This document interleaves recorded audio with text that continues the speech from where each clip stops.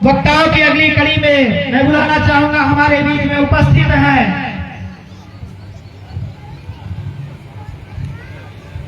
कमला शंकर यादव जी। मैं चाहूंगा कि आए और मंच पर आकर के अपने विचारों के माध्यम से हम सबको मार्गदर्शित करेंगे।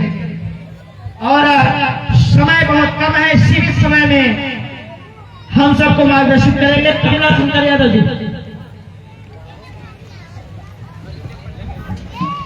कैसे हैं?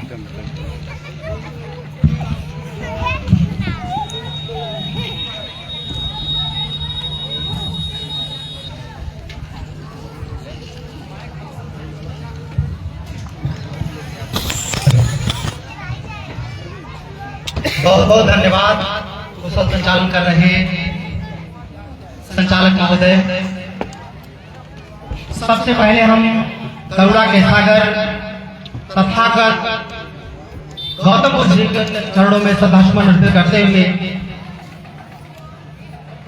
और साथ साथ बाबा साहब डॉक्टर भीमराव अम्बेडकर, फूले साहू आरक्षण के जनक इन्हें कहा जाता है। पेरियार ई रामास्वामी नायकर, पेरियार ललई सिंह यादव, मान्यवर साहब कांसी राम, तमाम बहुजन महापुरुषों को श्रद्धा सुमन अर्पित करते हुए महापुरुषों की श्रेणी में एक ऐसे नायक, माही की सरजमी से जन्मे एक ऐसी चिंगारी जो बहुत ही कम समय में अंगार बनकर के निकली, ऐसे महामानव महापुरुष एडवोकेट प्रदीप माही जी के चरणों में श्रद्धा सुमन अर्पित करता हूं।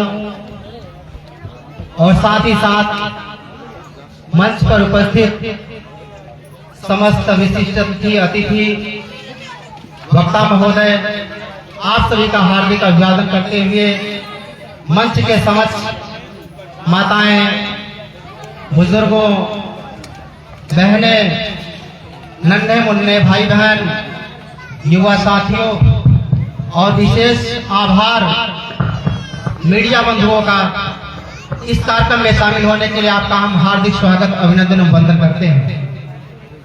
आज का ये जो कार्यक्रम है, जैसा कि हम सब जानते हैं कि ये कार्यक्रम बौद्ध महोत्सव, ये 8वां बौद्ध महोत्सव है और इस बौद्ध महोत्सव की जानकारी हमें 6ठे बौद्ध महोत्सव में हुई थी।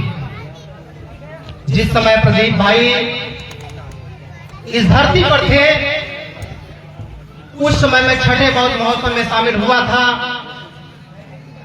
और एक ही बौद्ध महोत्सव के बाद उनका आशीर्वाद, उनका प्यार दुलार हम लोगों के बीच हम सबके ऊपर से छिन गया।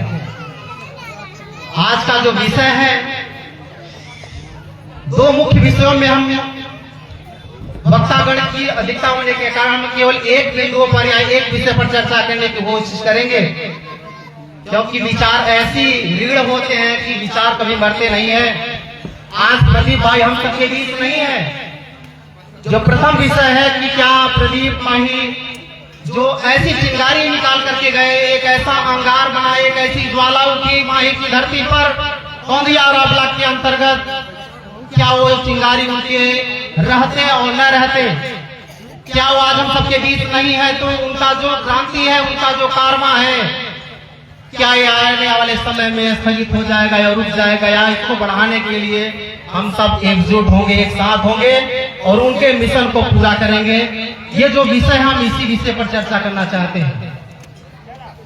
तो सबसे पहले मैं उस शख्सियत को श्रद्धांजलि अर्पित करता हूं जिन्होंने एक ऐसी नींव रखी, एक ऐसा जगह रखा, बौद्ध स्थली का निर्माण किया।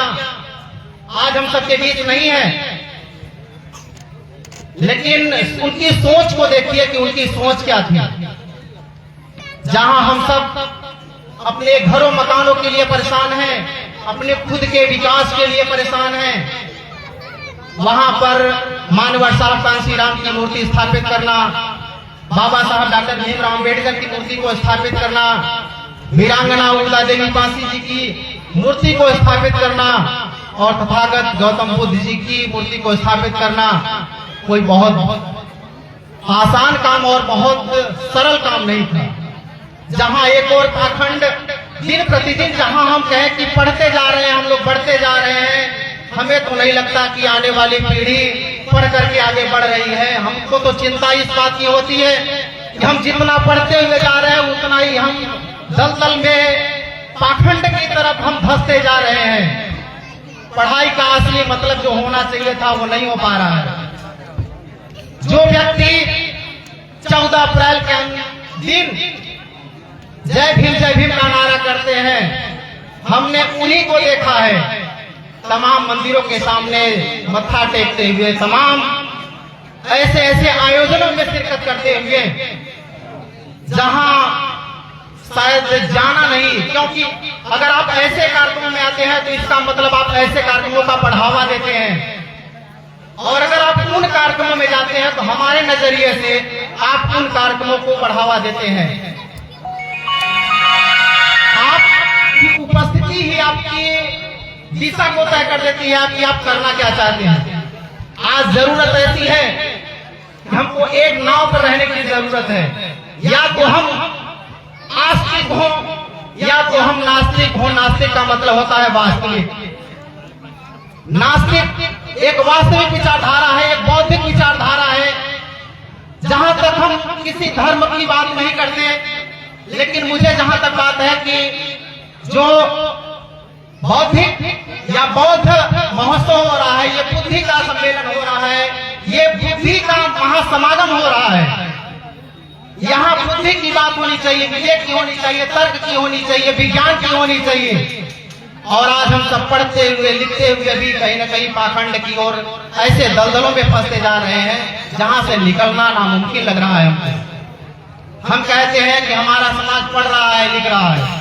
14 अप्रैल के दिन जय भीम करते हुए अम्बेडकर जयंती मनाते हैं, मानवर साहब कांसीराम की जन्मतिथि पुण्यतिथि मनाते हैं, गौतम बुद्ध जी के विचारों को पढ़ते हैं।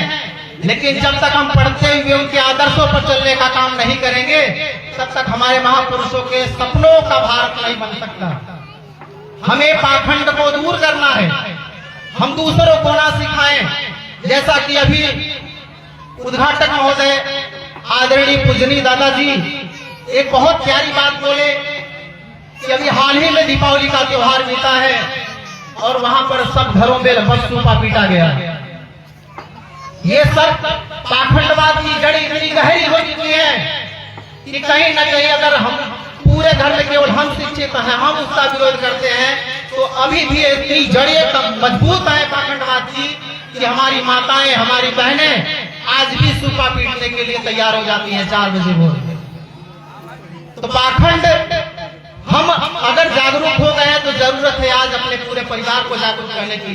पहले हमको समाज में लोगों के बीच करके जागरूक करने की जरूरत नहीं है। पहले हम अपने घर को जागरूक करें, अपने परिवार को जागरूक करें। धीरे धीरे यह कारवा बढ़ता हुआ चला जाएगा।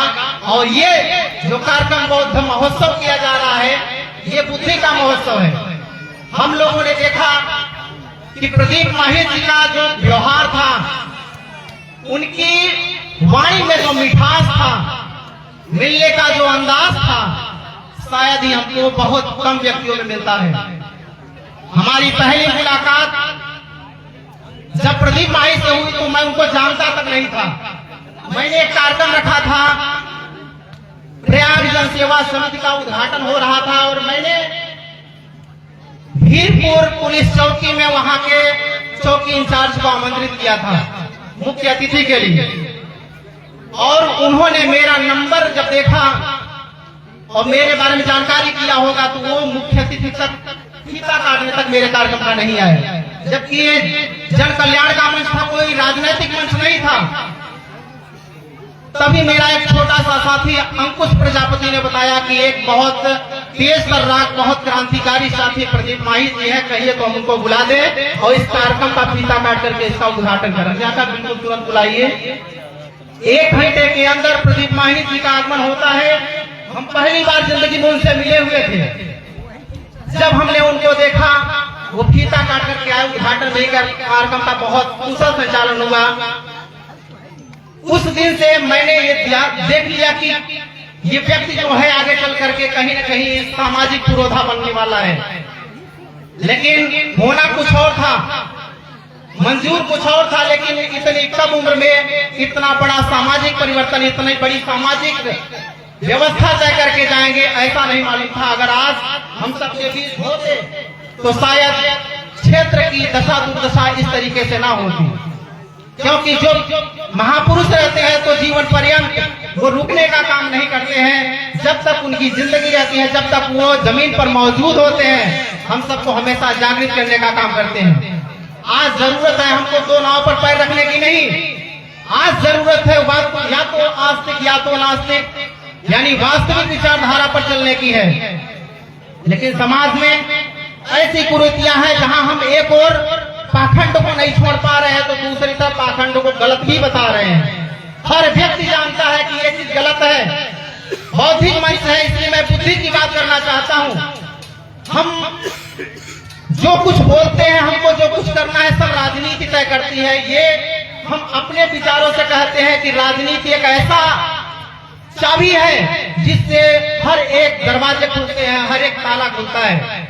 हमको समाज में करना क्या है, हमको अपने जिले में करना क्या है, हमको क्या बोलना है और हमको क्या करना है, ये भी राजनीति ही तय करती है। अगर हम कोई सामाजिक कार्य करने जाते हैं तो सामाजिक कार्यों में भी वहां पर राजनीति या कहीं न कहीं आ जाती है।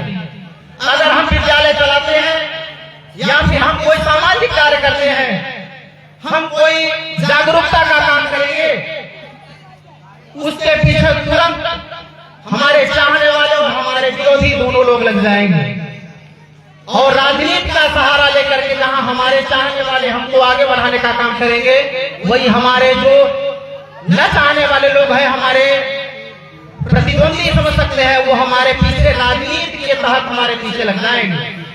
और हर एक जिस भी व्यवस्था से हमको क्षति पहुंचाने की कोशिश करेंगे, पहुंचाने की बिल्कुल भरसक प्रयास करेंगे वो। तो आज प्रदीप माही जी हम सबके बीच नहीं है, लेकिन उनका जो कारवा है, उनका जो मिशन है, उनका जो मूवमेंट है, उनके पद चिन्हों पर चलने वाले विनीता माही भाभी जी का ये जो संघर्ष है, आज हम सबको उनको सैल्यूट करने की जरूरत है। आज ऐसे समाज में जहां महिलाएं पढ़ने तो लगी हैं, यूनिवर्सिटी तक पहुंचने लगी है, लेकिन जब समाज में उतरने की जरूरत होती है, लोगों को जागरूक करने की जरूरत होती है, तो कहीं न कहीं घरों से निकाला नहीं जाता या खुद नहीं निकलती, पढ़ने लिखने के बावजूद भी। ऐसी कल्पना के विपरीत यहाँ पर समाज में प्रदीप भाई के मिशन मूवमेंट को आगे बढ़ाने वाली विनीता माही जी का क्या हम लोग साथ नहीं दे सकते हैं? ये कोई चुनावी मंच तो नहीं है, लेकिन एक कहावत है, एक आप ये कह सकते हो कि अगर समाज में कोई व्यक्ति निस्वार्थ समाज के लिए काम कर रहा है, हमारे लिए काम कर रहा है, हमारे आने वाली पीढ़ी के लिए काम कर रहा है, जागरूकता का काम कर रहा है, तो क्या राजनीति का जो लाभ होगा वो किसको मिलना चाहिए? जो समाज में काम कर रहा है उसको मिलना चाहिए, या बिना समाज में काम किए जो चोर टाइप के लोग राजनीति में भरे पड़े हैं उनको मिलना चाहिए इसका लाभ? आज राजनीति में यही हो रहा है। राजनीति एक सुंदर कन्या है, जहां तक मैं आकलन करता हूं, राजनीति एक सुंदर कन्या है, लेकिन कुछ घटिया लोगों ने इसको बेस्या बना करके रख दिया है। आज राजनीति की तरफ से कोई पढ़ा लिखा व्यक्ति मुड़ता है तो घर के ही लोग मना कर देते हैं, बेटा अभी नौकरी ले लो। उनकी उम्मीदें क्यों नौकरी से बंधी होती है कि मेरा बेटा जब नौकरी पा जाएगा तो मेरी तकदीर बदल जाएगी। लेकिन ये नहीं वो निर्धारित कर पाते हैं कि यही बेटा अगर मेरा राजनेता बन जाएगा, अगर पढ़ा लिखा मेरा बेटा कोई सांसद या विधायक बन जाएगा, तो एक परिवार का नहीं कम से कम हजार हजार परिवार की तकदीर बदलने का काम करेगा। लेकिन उसी पढ़े लिखे व्यक्ति को सबसे पहले घर से उसके घर के सदस्यों द्वारा उसको रोका जाता है, उसके बाद उसके परिवार के सदस्यों द्वारा उसको रोका जाता है, उसके बाद उसके गांव के सदस्यों द्वारा रोका जाता है, और उसके बाद उसके आस पड़ोस उसके चाहने और न चाहने वालों के द्वारा भी उसको रोका जाता है। लेकिन अपनी बात को जागरूकता के तहत आप सबको एक बताने का मेरा एक छोटा सा प्रयास कि आज विनीता माई भाभी प्रदीप माही जी के विचारों को, उनके मिशन मूवमेंट को आगे बढ़ाने का काम कर रही हैं। आप सबको पता है, बताने की जरूरत नहीं है, ये कोई राजनीतिक मंच नहीं है, लेकिन मैं फिर भी एक आह्वान करना चाहता हूँ। क्या समाज में बहुत बुद्धिजीवी हैं, बहुत पढ़े लिखे लोग हैं, क्या समाज में उतर करके समाज सेवा करने की इच्छा है? क्या समाज में उतर रहे हैं? इच्छा बहुत अच्छी है कुछ लोगों की, लेकिन उतर करके क्या समाज सेवा कर रहे हैं?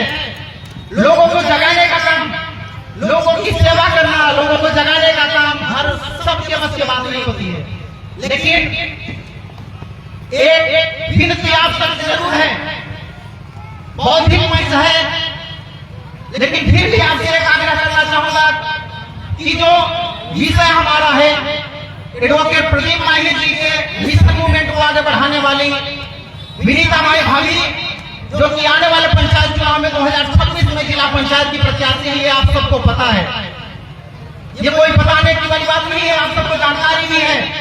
लेकिन आप सबसे करबद्ध निवेदन है कि एक बार अगर आप एडवोकेट प्रदीप माही के मिशन को हमेशा आगे बढ़ते हुए देखना चाहती हैं, तो कहीं न कहीं 2026 के चुनाव में भाभी जी को भारी मतों से विजयी बनाने की जरूरत है।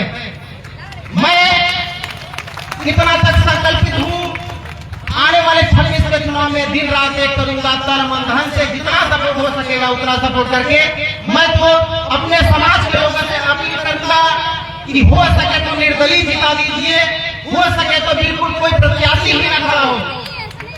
अगर ऐसा सामाजिक केवल 5 वर्ष के लिए, हम ज्यादा नहीं करेंगे आपसे, आप हमेशा दूसरे को लड़ाते आए हो, जिताते आए हो, हमेशा आप और लोगों को भी मौका दे दीजिएगा, हमको कोई एतराज नहीं होगा। अगर जरूरत पड़ेगी अपने समाज की, अब कोई भी पुरोधा लड़ने के लिए आएगा तो 5वें वर्ष के बाद मैं उसके लिए सब कुछ कुर्बान करूंगा, तन मन धन सब कुछ समर्पित करूंगा। लेकिन ये जो 26 का जो चुनाव होगा, विनीता माई भाभी को भारी मतों से जिता करके जिला पंचायत सदस्य बनाने का काम करिए, जिससे कि अगर कोई सामाजिक व्यक्ति जब होता है तो कब तक वो अपने पैसों से चल करके सामाजिक सेवा करेगा? बताइए, कब तक अपने पैसों से या आप सबके सहयोग से सामाजिक मंच ऐसे सजाए जाएंगे? इन सब सामाजिक मंचों के लिए सच बताए ना तो जल्दी किसी के पास से चंदा नहीं निकलता है, जल्दी यहाँ से सहयोग नहीं मिलता है। ऐसे मंचों के लिए, ऐसे मंचों के लिए खुद कुछ करना पड़ता है, खुद जो है इसके लिए बलिदानी देनी पड़ती है, सहयोग करना पड़ता है। तो हम आप सबसे एक बार पुनः आग्रह करेंगे कि हम सबके बीच नहीं है प्रदीप माई भाई, लेकिन उनके मिशन मूवमेंट को आगे बढ़ाने के लिए आप सब विनीता भाभी का तन मन धन से सहयोग करके उनको हमेशा आगे बढ़ाने का कष्ट करिए और प्रदीप भाई के मिशन मूवमेंट को हमेशा ये जीवित रखने का काम करेंगी। सादर जय भीम, नमो बुद्धाय।